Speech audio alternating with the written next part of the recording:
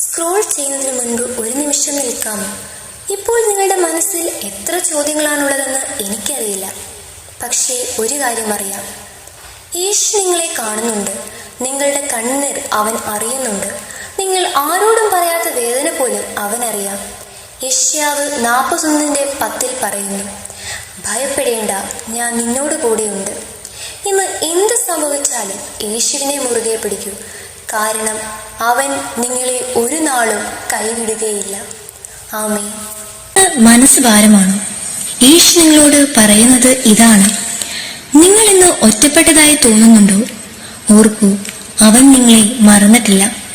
എബ്രായർ 13:5 പറയുന്നു, ഞാൻ നിന്നെ ഒരു നാളും കൈവിടുകയില്ല, ഉപേക്ഷിക്കുകയുമില്ല. ആൾക്കാർ മാറിയേക്കാം, സാഹചര്യങ്ങൾ മാറിയേക്കാം, പക്ഷേ യേശുവിന്റെ സ്നേഹം ഒരിക്കലും മാറുന്നതല്ല. ഇന്ന് അവനോട് ഒരു വാക്കു മാത്രം പറയും, യേശുവേ, എനിക്ക് നിന്നെ വേണം.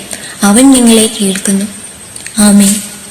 ഏതെങ്കിലും തരത്തിൽ ദുഃഖിതരാണെങ്കിൽ, നിങ്ങൾ എന്തെങ്കിലും പ്രയാസങ്ങൾ അലട്ടുന്നുണ്ടെങ്കിൽ, ഒരു വർഷം നഷ്ടപ്പെട്ടു നിങ്ങൾക്ക് തോന്നുന്നെങ്കിൽ, നിങ്ങളുടെ കുടുംബത്തിൽ സാമ്പത്തിക പരാജയം നിങ്ങളെ വേദനിപ്പിക്കുന്നുണ്ടെങ്കിൽ, യേശു ക്രിസ്തുവിന്റെ നാമത്തിൽ നിങ്ങളോട് ഞാൻ പറയുന്നു, നിങ്ങൾ അതിൽ നിന്ന് എഴുന്നേറ്റിരിക്കും.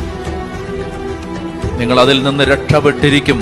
നിങ്ങൾ അതിൽ നിന്ന് മുന്നോട്ട് ആഞ്ഞ് കുതിക്കുന്നൊരു ജീവിതം ആരംഭിച്ചിരിക്കും. അപ്പോൾ അതുകൊണ്ട് രക്ഷാകര ചരിത്രം മുഴുവൻ തിരിഞ്ഞു നോക്കുക. ബൈബിളിന്റെ ചരിത്രം മുഴുവൻ തിരിഞ്ഞു നോക്കുക. പരാജയപ്പെടാത്ത മനുഷ്യരെ അല്ല നമ്മൾ കാണുന്നത്, പരാജയപ്പെട്ടിട്ട് ഉയർത്തെഴുന്നേറ്റവരെയാണ് നമ്മൾ കാണുന്നത്.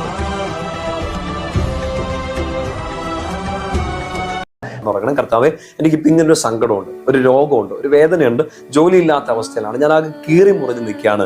ഇതെന്താ ഇങ്ങനെയെന്നൊന്നും എനിക്കറിയില്ല, ഇതെങ്ങോട്ടാ പോകുന്നതെന്നും എനിക്കറിയില്ല. പക്ഷെ എൻ്റെ പ്രത്യാശ ഇതാണ്, എനിക്ക് അങ്ങനെയുള്ള പ്രത്യാശ ഇതാണ്, ഇത് അങ്ങയുടെ വലിയ പ്രവൃത്തി എന്നിൽ പ്രകടമാകാൻ പോകുന്നതിൻ്റെ ഒരു ഓപ്പണിംഗ് ആയിട്ട് ഞാൻ ഇത് ഏറ്റെടുക്കുകയാണ്.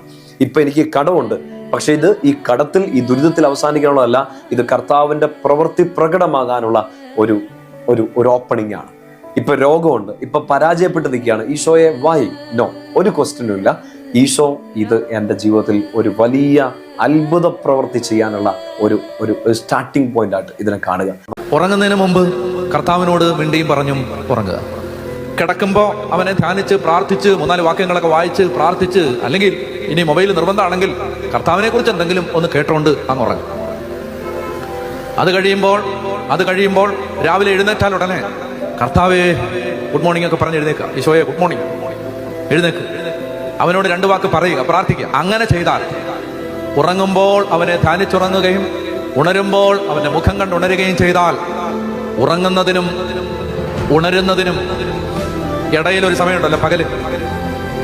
ഉണർന്നു കഴിഞ്ഞ് ഉറങ്ങാൻ പോകുന്നത് വരെ ഒരു ഇടവേളയുണ്ടല്ലോ, അവിടെ മുഴുവൻ സമയവും അവൻ നിന്റെ കൂടെ